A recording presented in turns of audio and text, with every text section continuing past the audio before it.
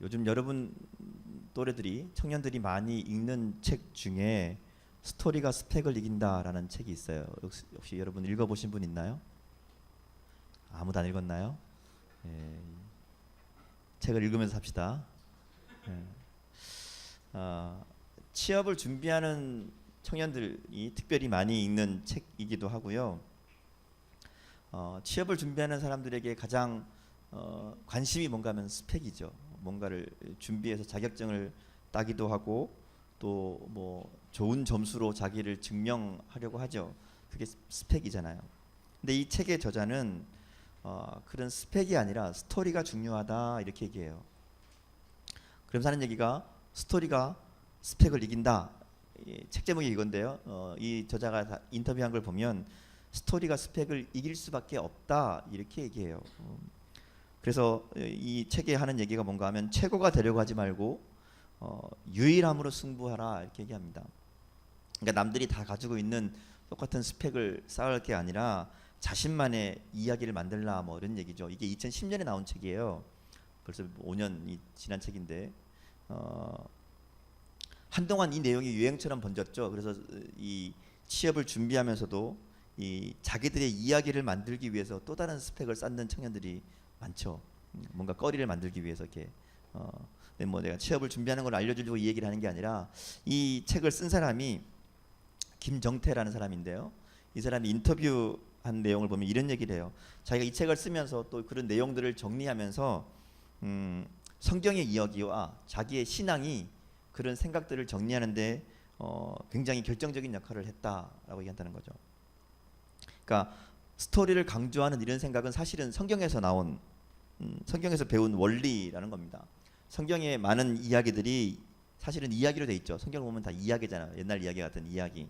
그리고 하나님께서 그런 이야기들을 통해서 하나님의 뜻을 우리들에게 알려주시고 하나님의 마음을 전하신다는 겁니다.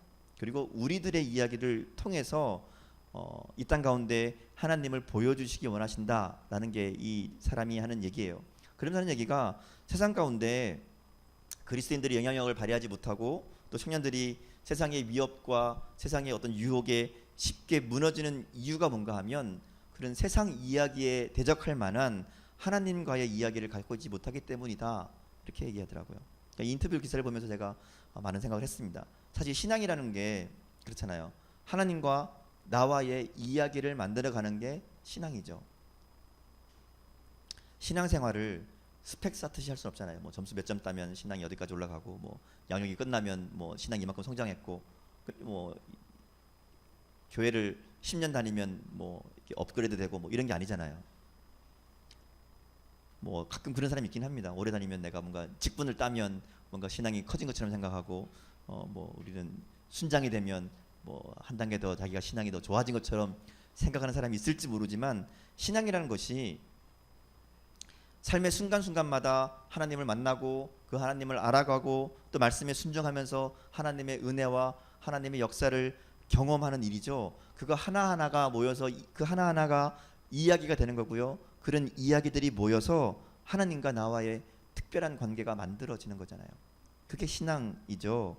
그런 면에서 하나님과의 스토리가 없기 때문에 하나님과의 이야기가 없기 때문에 세상의 유혹에 쉽게 무너진다라는 이 사람의 이야기는 공감이 가는 얘기죠. 우리가 살아가면서 자신만의 스토리를 만들어 살아가죠. 신앙뿐 아니라 곧 우리 인생 자체가 어떤 이야기들을 만들며 살아갑니다. 그리고 그 이야기가 그 사람을 특별하게 만들죠. 그 사람만 가지고 있는 독특한 스토리, 그 사람만 가지고 있는 특별한 이야기 때문에 그 사람이 특별해질 수 있다는 겁니다. 이게 스펙이 스토리를 이긴다 이 책의 핵심 내용이에요. 근데 신앙도 마찬가지라는 거죠. 우리 신앙에도 그런 이야기가 있어야 된다는 겁니다. 하나님과 내가 만들어가는 특별한 이야기, 날마다 하나님과 만들어가는 신앙의 이야기, 그리고 그런 이야기는 스펙으로 불리는 이 세상의 환경과 조건들을 이길 수 있다는 거죠. 우리에게 하나님과의 특별한 이야기가 있다면 우리의 환경, 우리의 조건, 우리의 상황들을 이겨낼 수 있는 이야기가 된다는 겁니다. 오늘 성경에 우리가 읽은 본문을 보면 바로 이 스펙과 스토리를 비교하는 본문의 내용이 나오죠. 오늘 본문에 보면 두 종류의 아이들이 등장합니다. 하나는 사무엘이고 하나는 엘리의 자녀들, 엘리의 아들들이죠. 본문에 등장하는 엘리의 아들들 그야말로 좋은 스펙을 가진 사람들입니다. 제사장의 아들로 태어났죠.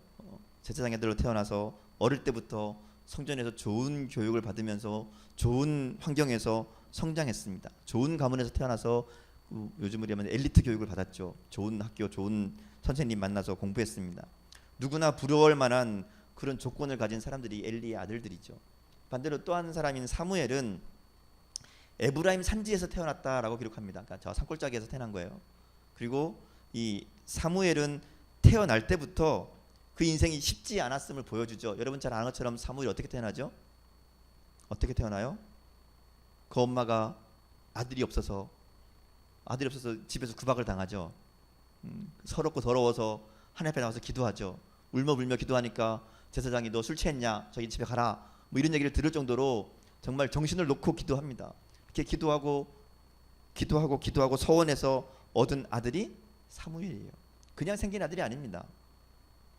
태어날 때부터 그 인생이 쉽지 않았다라는 걸 성경은 보여주죠.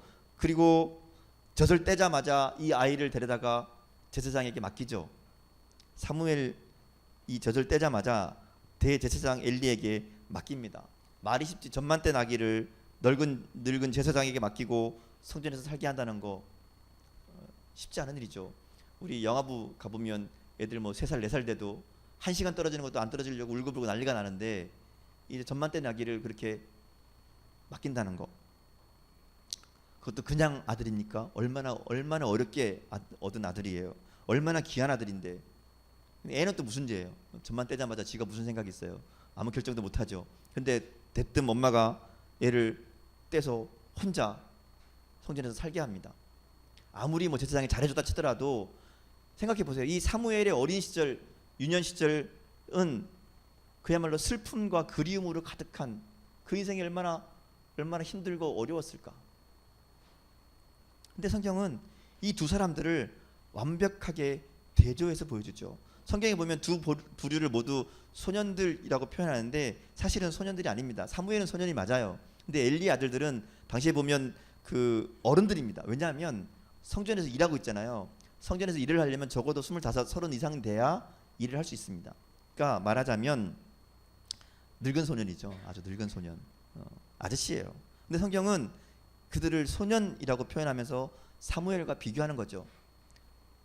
사무엘과 이 아들들을 비교하기 위해서 의도적으로 소년이라는 단어를 사용한다는 겁니다.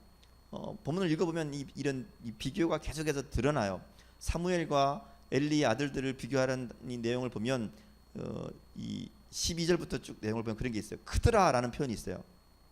오늘 우리가 본문에 보면 사무엘이 자랐다, 성장했다, 뭐 컸다 이런 얘기들이 많이 나오죠. 근데 사무엘은 자랍니다. 어떻게? 여호와 앞에서 자라나요. 근데 엘리 아들들도 커져요. 뭐가 커질까요? 죄가 커져요. 본문에 보면 엘리 아들들은 여호와를 알지 못했고 여호와 앞에서 큰 죄를 쌓아갔다, 커졌다 이렇게 표현하죠. 반대로 사무엘은 여호와 앞에서 섬기고 여호와 앞에서 자라났다 이렇게 얘기합니다. 두 이야기 모두 하나님과 관계가 있지만 내용은 대조적이죠. 엘리 아들들은 죄에 깊숙이 빠져내려가는 그런 커짐, 그런 자람을 얘기하고요.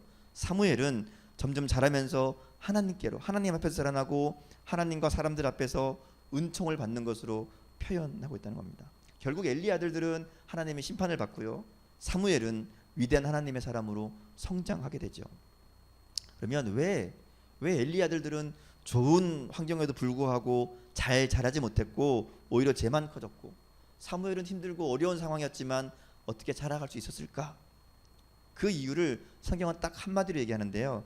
그게 12절 말씀인데 이렇게 얘기합니다. 그들이 여호와를 알지 못했다. 여호와를 알지 못했다. 여러분 생각해 보세요. 이 엘리 아들들은 제사장의 자녀들입니다. 요즘 말로 하면 목사님 아들들이죠. 교회에서 더군다나 잘합니다. 교회에서 성장하죠. 어릴 때부터 유치부, 유년부, 초등부 쭉 계속 날마다 교회 학교 참석하고 예배드리고 뭐 집에서도 예배드리고 그래요. 근데 하나님을 몰랐다. 하나님 알지 못했다. 가능한가요? 말이 안 된 얘기죠. 근데 성경은 그들이 여호와를 알지 못했다 이렇게 얘기합니다. 그러면서 하는 얘기가 그 여호와를 알지 못하는 게 뭐였는가를 설명하는데 그게 17절 말씀이에요. 우리가 읽진 않았지만 앞부분에 보면 이렇게 얘기합니다. 여호와를 알지 못했기 때문이다 말하면서 그들이 여호와의 제사를 멸시했다 이렇게 말합니다. 여호와를 알지 못했다는 그 말이 어떤 의미인가 하면 하나님께 드리는 제사를 멸시했다는 겁니다. 그러니까 예배를 우습게 봤다는 거죠. 예배를 하찮게 하겠다는 거예요. 제사, 우리 예배는 하나님과 만나는 도구이죠. 하나님과 교제하는 방법, 통로입니다. 근데 엘리 아들들은 이 하나님께 나갈 수 있는 유일한 방법인 제사, 그 제사를 무시한 거죠. 멸시한 겁니다. 하나님을 만나고 하나님으로부터 죄의 용서를 받는 것, 그게 그 당시의 제사의 의미잖아요. 근데 그 제사 자체를 멸시한 거예요. 모든 죄는 하나님 앞에서 짓는 거기 때문에 하나님과의 관계가 회복돼야 되는데 그 하나님과 관계가 회복될 수 있는 그 가능성, 그 통로 자체를 멸시했다는 겁니다. 결국은 하나님과의 관계가 회복될 수 있는 길이 없다는 거죠. 그게 그들의 죄였다는 거예요. 히브리서 9장에 따르면 구약의 제사는 오늘날로 얘기하면 그리스도 예수님을 상징합니다. 예수님을 통해서 하나님과 화목할 수 있고 하나님께 나갈 수 있고 하나님의 축복과 은혜를 얻을 수 있기 때문이죠. 그래서 제사를 무시했다 하는 이 얘기는 다시 말하면 예수님을 무시했다. 예수님의 용서와 예수님의 능력과 예수님의 사랑을 무시하는 게 되죠. 그래서 그들의 죄가 바로 여기에 있다는 겁니다. 결국 그들은 좋은 스펙을 가졌음에도 불구하고 하나님과의 좋은 스토리는 만들어내지 못하죠. 오히려 스펙만 믿고 마음대로 살다가 죄를 범하고 그래서 위로 성장하는 것이 아니라 아래로 죄가 점점 커지는 인생을 살아갑니다. 반대로 사무엘은 내세울 스펙은 없었지만 그의 삶에는 하나님과의 스토리가 있었다는 거죠. 어머니 한나의 기도의 스토리가 있었고요. 여러분 잘 아시는 것처럼 성전에서 하나님의 음성을 듣는 어린 사무엘의 그 이야기가 있죠. 성경에는 짧은 에피소드로 전하지만 이 이야기가 엘리나 또 엘리의 아들들과 구분되는 다른 특별한 사무엘만의 이야기라는 겁니다. 그리고 이런 사무엘만의 특별한 이야기가 사무엘의 인생을 특별하게 만들어 간다는 거죠. 오늘 우리가 2015년 마지막 예배를 드리고 있죠. 한 해가 정말 빨리 갑니다. 언제 갔는지 모르게 벌써 한 해가 다 가버렸어요. 준호가 제대를 다 하고 그죠? 올 것 같지 않았던 그날이 오고 그랬습니다. 근데 한 해를 돌아보면서 우리 삶을 좀 돌아봤으면 좋겠어요. 나는 하나님 앞에서 어떤 모습으로 살아왔는지, 뭐 쉽게 우리가 잘 할 수 있는 내 삶의 목표, 방향 그대로 살아왔는지, 한 해를 마무리하면서 나에게 무엇이 남아있는지, 특별히 나에게 어떤 이야기가 남았는지를 좀 생각해 봤으면 좋겠어요. 한 해를 살면서 나에게는 어떤 이야기들이 남았는지, 올 한 해 나는 무슨 이야기들을 만들었는지, 여러분에게 어떤 이야기가 있습니까? 특별히 하나님과의 이야기는 뭐가 있을까요? 여러분이 한 해 동안 하나님과 만나고 하나님과 교제하고 하나님과 만들었던 특별한 이야기 있나요? 없나요?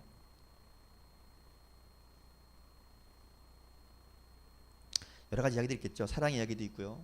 아픔의 이야기도 있고요. 성공했던 이야기도 있고 실패했던 이야기도 있을 겁니다. 근데 그 이야기들이 어떻게 내 삶을, 어떻게 여러분의 삶을 만들어가고 있는지를 생각해 봤으면 좋겠어요. 그 이야기들을 통해서 내 삶이 얼마나 성장했는지, 그 이야기들을 통해서 내 삶이 어떻게 달라졌는지, 그리고 특별히 하나님과의 그 이야기들을 통해서 내 신앙이, 내 마음이, 내 모습이 어떻게 성장했는지, 한 해를 정리하면서 정말 기억에 남는, 마음속에 담은 제대로 된 이야기가 하나도 없다면 여러분, 우리의 신앙과 우리의 삶을 다시 한번 새롭게 해야 됩니다. 특별히 오늘 우리가 읽은 말씀의 주제는 성장의 이야기죠. 이야기가 있는데 특별히 그것이 자라남에 대한 이야기입니다. 사무엘이 어떻게 자라나는지를 보여주는 이야기죠. 본문의 이 사무엘을 표현하는 내용을 보면 누가복음에 나오는 예수님의 성장과 똑같아요. 그죠? 하나님과 사람들 앞에 사랑스러워져 갔더라. 어린 시절과 똑같습니다. 사무엘이 하나님과 사람들의 사랑을 받으면서 무럭무럭 자라듯이 예수님도 그렇게 자라셨죠. 이 이야기가 전하는 것은 사무엘이나 예수님이나 처음부터 그렇게 위대한 인물이 된 게 아니었다는 거죠. 성장의 과정이 필요했다는 겁니다. 예수님도 하나님의 아들이지만 이 땅 가운데 인간의 이 몸을 입고 오셨기 때문에 그 자람의 과정들이 있었다는 것을 보여준다는 거죠. 중요한 것은 우리들에게 그런 자람의 이야기가 있느냐 하는 거예요. 어떻게 하나님과의 깊은 관계를 맺어가며 우리의 신앙이, 우리의 삶이, 우리의 인격이 성숙해 가고 있는가, 그 이야기가 있는가 하는 거죠. 성장이라는 것이 바로 그런 거잖아요. 하나님과 이야기를 만들어가는 것. 실패도 경험하고 아픔도 경험하고 슬픔도 겪지만 그러한 사건들을 통해 하나님을 만나는 거죠. 하나님과 이야기를 만들어가는 겁니다. 그게 성장이고 성숙이죠. 새해를 준비하면서 하나님과 이야기들을 만들어갈 수 있는 결단들이 있었으면 좋겠어요. 올 한 해 내가 하나님과 새로운 이야기들, 내가 올 한 해 하나님과의 특별한 이야기들을 많이 만들겠다, 이런 결단이 우리에게 좀 있었으면 좋겠습니다. 하나님과 이야기를 만들려면 하나님을 만나야죠. 하나님과 교제해야죠. 하나님과 만나는 가장 분명하고 좋은 방법은, 확실한 방법은 말씀을 통하는 것이죠. 내년 한 해가 여러분들의 삶 가운데 하나님과의 이야기가 가득한 그런 한 해가 되었으면 좋겠습니다. 그리고 그러기 위해서 하나님과의 만남을 좀 애쓰는 그런 한 해가 되었으면 좋겠어요. 하나님과 만나기 위해 하나님의 말씀을 가까이 하고, 특별히 큐티하고. 우리가 사무엘 하면 딱 생각나는 이야기겠죠. 사무엘 하면 뭐가 떠올라요? 사무엘 그러면 뭐가 떠오르죠? 하나님이 부르시는 게 생각나잖아요. 어린 사무엘을 하나님 부르시잖아요. 사무엘아, 사무엘아. 사무엘이 못 듣죠. 아니, 듣는데 무슨 소리, 누가 부르는지 모르죠. 그래서 엘리 제사장을 찾아갑니다. 제사장님, 나를 부르셨습니까? 아니라 그러죠. 또 자려고 그러는데 또 부르죠. 하나님이 사무엘아, 사무엘아. 이게 몰라요? 처음 듣는 얘기예요? 이게 낯설어 하시면 내가 참 설교가 진행이 안 됩니다. 그러면 사무엘의, 성경에 등장하는 사무엘의 이야기는 하나님의 음성을 듣는 이야기죠. 어떻게 보면 사무엘의 특별한 이야기인 거예요. 그는 하나님의 음성을 들었던 사람이었다는 거죠. 그리고 하나님의 음성을 듣는 그 특별한 이야기가 그의 삶을 특별하게 만들고, 그의 인생이 평생 동안 하나님의 말씀을 듣고 하나님의 말씀에 순종하는 그런 위대한 인물로 만들어 갔다는 겁니다. 사무엘을 부르시는 이 하나님의 음성은 성경 속에만 있는 게 아니죠. 오늘 우리들도 하나님이 그렇게 부르고 계십니다. 근데 사무엘처럼 누가 날 부르나 이렇게 모르고 있는 것은 아닌지, 하나님이 부르고 있는데 그 부르심을 잘 몰라서, 그게 하나님의 음성인지 몰라서 듣지 못하고 있는 것은 아닌지. 그때와 지금이 많이 달라졌지만 변하지 않는 건 딱 한 가지, 똑같은 한 가지가 있어요. 그것은 하나님은 역시 지금도 부르고 계시다는 겁니다. 하나님은 지금도 여러분 한 사람 한 사람에게 말씀하고 싶어 하시고요, 여러분과 이야기하고 싶어 하시고, 여러분과 스토리를 만들고 싶어 하신다는 겁니다. 하나님의 부름에 응답하는 사람에게 하나님은 하나님과 함께하는 놀라운 이야기거리를 준비하고 계시다는 것, 이게 변하지 않는 진리라는 거죠. 2016년 우리 청년들 모두가 이 하나님의 이 부르심을 듣고 응답하고 하나님과 함께 이야기를 만들어 갔었으면 좋겠어요. 그러기 위해서 하나님의 음성을 듣고 순종하는 이 큐티의 열심을 가지고 좀 참여했으면 좋겠다는 바람이 있습니다. 한 해를 마무리하면서 또 한 해를 새롭게 시작하면서 우리들에게 이런 성장의 이야기들이 좀 많아지길 원합니다. 한 해를 마무리하면 늘 아쉽죠. 좀 후회도 남고요. 또 돌아보면 힘들었던 시간들도 있었고 고통스러운 시간들도 있었습니다. 후회스러운 일도 있고 부끄러운 일들도 있죠.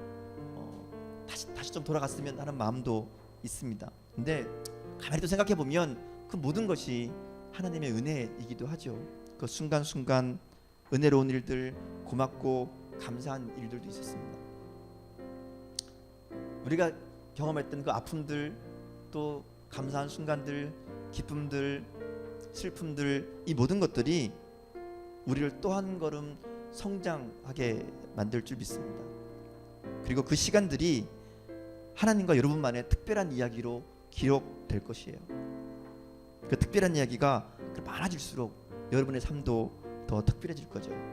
올 한 해를 마무리하면서 또 새로운 한 해를 우리가 준비하면서 하나님과 이 특별한 이야기를 좀 내가 많이 만들었으면 좋겠다라는 기대를 가지고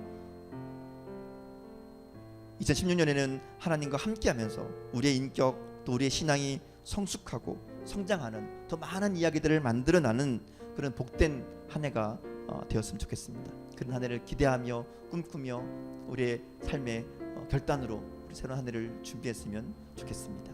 함께 기도하시겠습니다.